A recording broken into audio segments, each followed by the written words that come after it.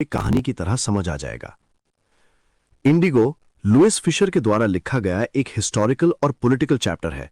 यह कहानी महात्मा गांधी के चंपारण सत्याग्रह पर बेस्ड है, जो उनके फ्रीडम स्ट्रगल का एक बहुत ही इंपॉर्टेंट फेज माना जाता है। इस कहानी का बैकग्राउंड ब्रिटिश रूल के दौरान बिहार के चंपारण डिस्ट्रिक्ट से जुड़ा हुआ है।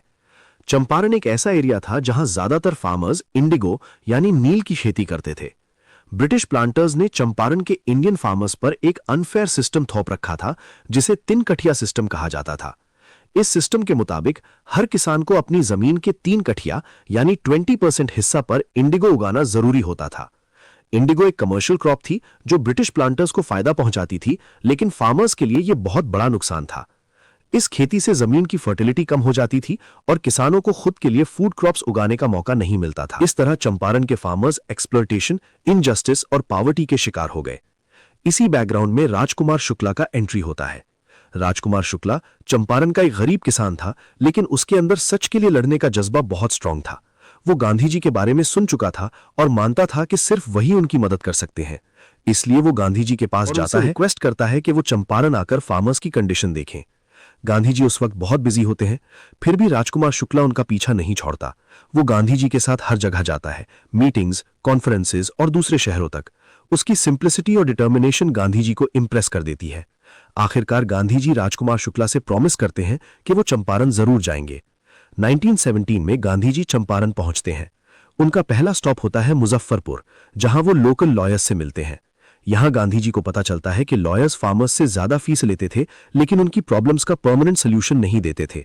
गांधी जी उन्हें समझाते हैं कि असली जरूरत कोर्ट केसेस नहीं, बल्कि सोशल रिफॉर्म और यूनिटी की है। इसके बाद गांधी जी चंपारण के एक गांव जाने का फैसला करते हैं। फार्मर के साथ इनजस्टिस हुआ होता है, लेकिन जैसे ही गांधी जी गांव की तरफ बढ़ते हैं, ब्रिटिश अथॉरिटीज उन्हें नोटिस भेजते हैं। उन्हें ऑर्डर दिया जाता है कि वो एरिया छोड़कर चले जाएं। गांधी जी इस ऑर्डर को मानने से इनकार कर देते हैं। वो शांत लेकिन फर्म तरीके से कहते हैं कि वो फार्मर्स की मदद के बिना नहीं जाएंगे। इस बात पर उनके खिलाफ कोर्ट केस फाइल कर दिया जाता है। गांधी जी कोर्ट में अपीयर होते हैं। कोर्ट में गांधी जी क्लियरली कहते हैं कि वो ऑर्डर का वायलेशन कर रहे हैं, लेकिन ये वायलेशन उनके कॉन्शियंस के अगेंस्ट नहीं है। वो कहते हैं कि इंसाफ के लिए कानून तोड़ना जरूरी हो सकता है।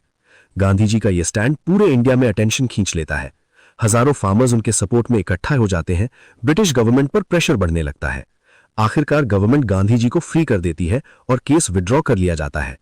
इसके बाद एक ऑफिशियल इंक्वायरी कमीशन बनाई जाती है, जिसमें गांधी जी को भी मेंबर बनाया जाता है। गांधी जी फार्मर्स के स्टेटमेंट्स रिकॉर्ड करते हैं और उनकी प्रॉब्लम्स डिटेल में समझते हैं। रिजल्ट यह होता है कि 3 कठिया सिस्टम को ऑफिशियली अबॉलिश कर दिया जाता है। प्लांटर्स को फार्मर्स को 25% कॉम्पनसेशन देना पड़ता है। हालांकि अमाउंट कम होता है, लेकिन गांधी जी के लिए पैसा इंपॉर्टेंट नहीं होता। उनके लिए सबसे बड़ी जीत यह होती